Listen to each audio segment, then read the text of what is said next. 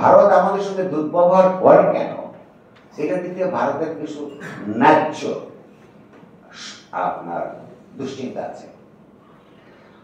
1945 সাল থেকে 1971 সাল পর্যন্ত এই দীর্ঘ সময়ের মধ্যে বাংলাদেশ হচ্ছে একমাত্র রাষ্ট্র যে পোস্ট কলোনিয়াল কোন দেশ যে একটা নিউ কলোনিয়াল রূপ ধারণ করে এবং তার কাছ থেকে সশস্ত্র যুদ্ধের মধ্যে দিয়ে স্বাধীন হয়েছে একটা এথনো লিঙ্গুইস্টিক জাতীয়তাবাদের ভিত্তিতে। ওয়ালটন ফ্রিজ কিনে অনেকের মতো আপনিও হয়ে যেতে পারেন মিলেনিয়াল, সেরা পণ্যের সেরা অফার। মাঝখানে অনেকগুলো অ্যাটেম্পটস চলেছিল। কাছের অ্যাটেম্পটটা হচ্ছে 70 সালে নাইজেরিয়াতে বায়াফ্রা নাইজেরিয়া থেকে স্বাধীনতার চেষ্টা করেছিল, এই আমাদের মতন পেশ ছিল, কিন্তু শেষ পর্যন্ত এই কন্টেনজিয়াস থাকার কারণে এক রাতে গিয়ে ট্যাঙ্ক দিয়ে অনেক মানুষকে হত্যা করে আপনার নাইজেরিয়ার গভর্নমেন্টকে ধ্বংস করে। তাহলে এই যে এথনো লিঙ্গুইস্টিক ন্যাশনালিজমের ভিত্তিতে যখন মানে তারপরে একেবারে তখন থেকে শুরু করে 90-91 যে organisation Soviet Union East Europe, এই দীর্ঘ সময়ের মধ্যে বাংলাদেশ অনেক পেয়েছে। আচ্ছা, ইন্ডিয়ান ন্যাশনালিজম বা পাকিস্তানের ন্যাশনালিজম বলে কোনো বস্তু কি আছে? নো। ইন্ডিয়ান স্কলাররা বলে যে India is a prison of many nationalities. It's a huge prison. Pakistan होता है, Pakistan is an artificial construct. ওইখানেও নানান ধরনের ন্যাশনালিটিস আছে। যখন এই রাষ্ট্রের মধ্যে যেখানে অনেকগুলো গুচ্ছ আছে ন্যাশনালিটি হিসেবে আবির্ভাব ঘটতে পারে, তামিলনাড়ু, ওয়েস্ট বেঙ্গল, আসাম, ত্রিপুরা, মণিপুর, কাশ্মীর, এই যে জনগোষ্ঠী যাদের দীর্ঘদিনের ভাষা এবং সংস্কৃতিগত একটা ঐতিহ্য আছে এবং সাইজেবল পপুলেশন আছে, যারা এখনো পর্যন্ত নিজেদের ভাষার জন্য এমনকি কিছু কিছু জায়গায় নিজেদের পতাকার জন্য ভারতের মধ্যে লড়াই করে, বাংলাদেশের একটা সাকসেসফুল উত্থান এবং সার্ভাইভাল এদেরকে অনুপ্রেরণা যোগায় না, যোগাবে না। যাদের এই ব্যাপারে সংশয় আছে তাদের জন্য আমি কিছু পুরনো খবর মনে করে দিই। খালিস্তান মুভমেন্ট 1971 সালের অক্টোবরে শুরু হয়েছে, বিকজ বাই অক্টোবর বাংলাদেশের মুক্তিযোদ্ধারা এখানে যে পাকিস্তানিদের বিপর্যস্ত করে দিচ্ছে তারা সেই টের পেয়েছে। বাংলাদেশ মুভমেন্টের সাকসেসের পরে পাকিস্তান মুভমেন্ট, পাকিস্তানে সিন্ধের আপনার জয় সিন্ধ মুভমেন্ট,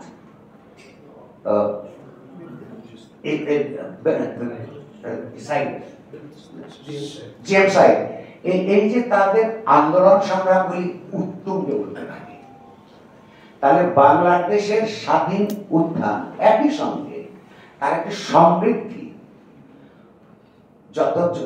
ততদিন যদি না এইটা আমরা আমাদের দেশের স্বাধীনতা করতে না পারি ততদিন যদি আমরা পারি ততদিন পর্যন্ত এই যে একটা থ্রেট হিসেবে, এই যে আর্টিফিশিয়াল কনস্ট্রাক্ট হিসেবে ইন্ডিয়ান ন্যাশনালিজম, পাকিস্তানের ন্যাশনালিজম আছে, তার জন্য থ্রেট থাকবে। তাহলে যখন বাংলাদেশের ইতিহাসের একটা ন্যারেটিভ চিরশত্রু ভারত এবং পাকিস্তানের সঙ্গে মিলে যায়, এটা চিন্তা করতে হবে যেসব এই যে আমার অভিমানী ভাইয়ের যে পুরনো ভাষা বসুয়া, সেই ভাষা অর্থাৎ শাসক শ্রেণী ওইখানে কিন্তু ঐক্য থাকবে। কেন? অর্থাৎ এই জাতিগোষ্ঠী এরকম জনগোষ্ঠীগুলি একা স্বাধীন হতে পারে না, আমরা তৈরি করে দিয়েছি। আচ্ছা, আমরা তৈরি করে দিয়েছি কিভাবে? একটু বিরাট বেশি বেশি লেখাপড়া করার দরকার নাই, কিন্তু কাণ্ডজ্ঞান দিয়ে চিন্তা করেন। এখানে ওর বইয়ের মধ্যে একটা সুন্দর কথা আছে, সাইলেন্স বাই গ্র্যাটিটিউড আছে না? আমি এটাকে বলি যে কৃতজ্ঞতার একটা কারাগার তৈরি করার চেষ্টা করছে ভারতীয়রা বাংলাদেশের স্বাধীনতার ইতিহাস নিয়ে। একই কথা, আমাদেরকে নির্বাক করে রাখতে চায়। ইতিহাসটা কি আসলে কিন্তু কিছু কৃতজ্ঞতার ব্যাপার আছে। তো আমি তো নিজে বোধ করি বা ঠিক আসছি, কৃতজ্ঞতা যদি হয় সেটা has to B must be mutual কৃতজ্ঞতা। কেন? এখান থেকে যখন 1971 মার্চে যখন এই আক্রমণটা হলো, একটা জেনোসাইডাল অ্যাটাক যখন পাকিস্তান করে, মানে এইসব কথা এখন আর ওই তালি তুলি মেরে তার বলবার কিছু নাই। যারা বলে বোকা, বাংলাদেশের দিক থেকে একটা অফিসিয়াল সেনাবাহিনীর সংগঠিত আক্রমণকে প্রতিহত করবার জন্য সামরিক প্রস্তুতি বাংলাদেশের ছিল না, তার কথাও ছিল না, সেটা ভিন্ন আলোচনা। আমি এত মনে একটা কিতাব লিখছি পরে। আচ্ছা, যদি না থাকে তাহলে মুজিবকে গ্রেফতার করার ছাড়া কোনো পথ নাই, উনি করে হয়েছে। অন্যদেরকে আমি সাটল বক্তৃতাগুলি দেখি, তোমাদের থেকে তো বলেছিল যে তোমরা নিজ নিজ এলাকায় গিয়ে আন্দোলন করে তোলো, 100টা জায়গায় দেখাতে পারবো আমি। কিন্তু ওনারাও এই স্কেলে যে পাকিস্তানিরা এইরকম নৃশংস নির্মানবিক একটা আক্রমণ একটা নিরস্ত্র জনগোষ্ঠীর উপর চালাতে পারে, এই রেঞ্জে এই হিসাবের মধ্যে ছিল না। ফলে প্রথমে জীবন বাঁচাইতে হবে, পরে মুভমেন্টটাকে কোন দিকে কি করতে হবে, যুদ্ধে পরিণত করতে হবে। গেলেন ভারতে যখন ইন্দিরা গান্ধীর কাছে গিয়ে তাজউদ্দিন বললেন যে আমরা যুদ্ধ করে স্বাধীনতা আনতে চাই, আপনাদের সহযোগিতা দরকার, সঙ্গে সঙ্গে উনি কোন কমপ্লিট উত্তর দেন নাই, নীতিগত আশ্বাস দিয়েছেন। তারপরে ভারতীয় শাসক শ্রেণীর ভেতরে তাদের স্ট্র্যাটেজিস্ট, পলিটিশিয়ানস, ইন্টালেকচুয়ালসদের মধ্যে সব করেই পাওয়া যায়।